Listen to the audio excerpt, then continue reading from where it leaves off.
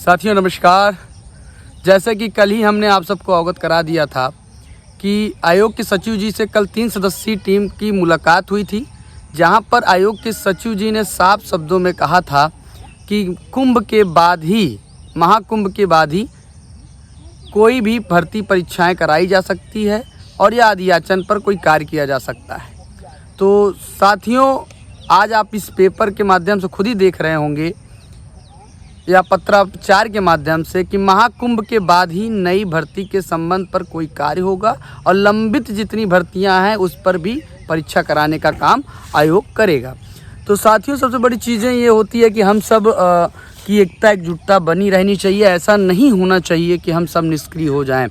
लगातार विभिन्न माध्यमों से विधायक, सांसद, मंत्री जो जिस ज़िले का हो, जिसके ताऊ, चाचा, फूफा, मौसा कहते हैं ना, ये बहुत सारे साथियों के बहुत सारे रिश्तेदार होते हैं, तो कम से कम वो अगल बगल के जो विधायक हैं, सांसद हैं, जो मंत्री हैं, और उनसे जाकर मिलें। उनसे चाटुकारिता नहीं करनी, उनसे साफ कहना है कि भैया आप ये बताइए कि अगर भर्ती देना चाहते हैं तो कम से कम माननीय मुख्यमंत्री जी तक हमारी बात को पहुँचाएँ, और जिससे भर्ती का जो विभाग को आदेशित करें माननीय मुख्यमंत्री और अधियाचन पर जल्द से जल्द काम हो।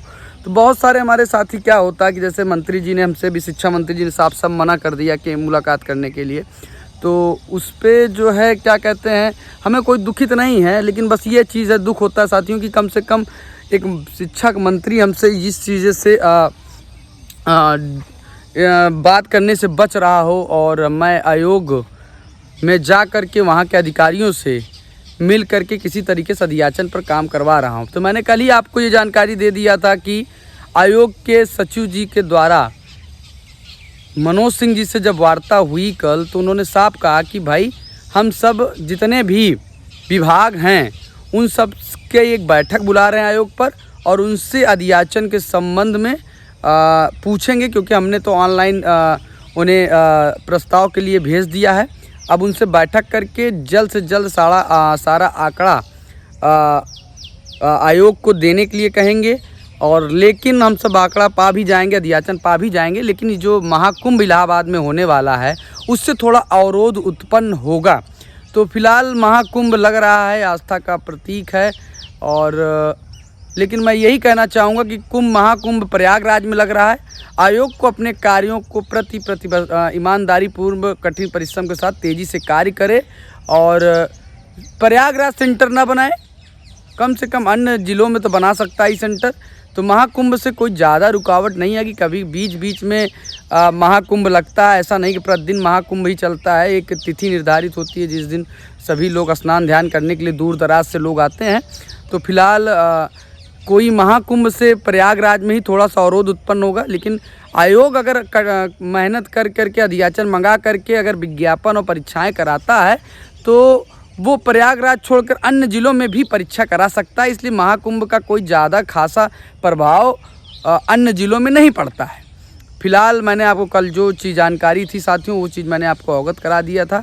फिलहाल उपचुनाव चल रहा है, तो बाकी आप एक बार अपने विधायकों से, स्थानीय विधायकों से, सांसदों से, मंत्रियों से, जो जिसके रिश्तेदार उनसे मिलते रहें, उनसे दबाव बनाते रहें। एक बार उपचुनाव आया तो कहीं ना कहीं दबाव बनेगा और सरकार हम सबकी मांग को सुनेगी।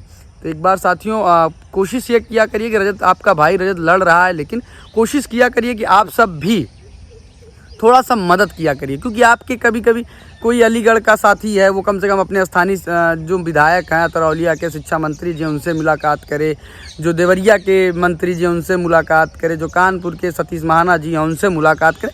मतलब जो स्थानीय उत्तर प्रदेश शासन में, उत्तर प्रदेश सरकार में जितने मंत्री हैं, वहाँ के जो स्थानीय हमारे छात्र हैं, हमारे साथी हैं, वो अपने आस पड़ोस के जो ताल्लुक़ रखने वाले मंत्री हैं उनसे ज़रूर वहाँ से मिलें, क्योंकि उनका व्यक्तिगत क्षेत्रवाद प्रभाव देता है। जब वो आप जाएंगे, 4-5 लोग, 8-10 लोग के साथ जाएंगे, तो वो प्रभाव पड़ता है। उससे वो माननीय मुख्यमंत्री जी से पर लेटर भेजेंगे और उनसे कहिए कि माननीय मुख्यमंत्री जी इस मिलवाने पर भी कार्य करें। तो इससे माननीय मुख्यमंत्री जी से मिलने से और उनका लेटर जाने से लगातार जाता रहेगा, तो मुद्दा जीवंत रहेगा और हम सबकी मांग अटल रहेगी और अडिग रहेगी, और जल्द हम सब नई प्राथमिक शिक्षक भर्ती की लड़ाई को जीत सकते हैं। तो साथियों अपने हिसाब से कार्य करते रहें नई भर्ती को लेकर। हम भी फिलहाल आयोग अधिकारियों से लगे हुए हैं और बहुत जल्दी प्रमुख सचिव से मुलाकात के लिए हमने अपॉइंटमेंट लिया है। देखो भगवान कब वो तिथि आती है जिससे मिल करके उनसे डायरेक्ट बात हो और उनके द्वारा माननीय मुख्यमंत्री जी से मुलाकात हो। धन्यवाद।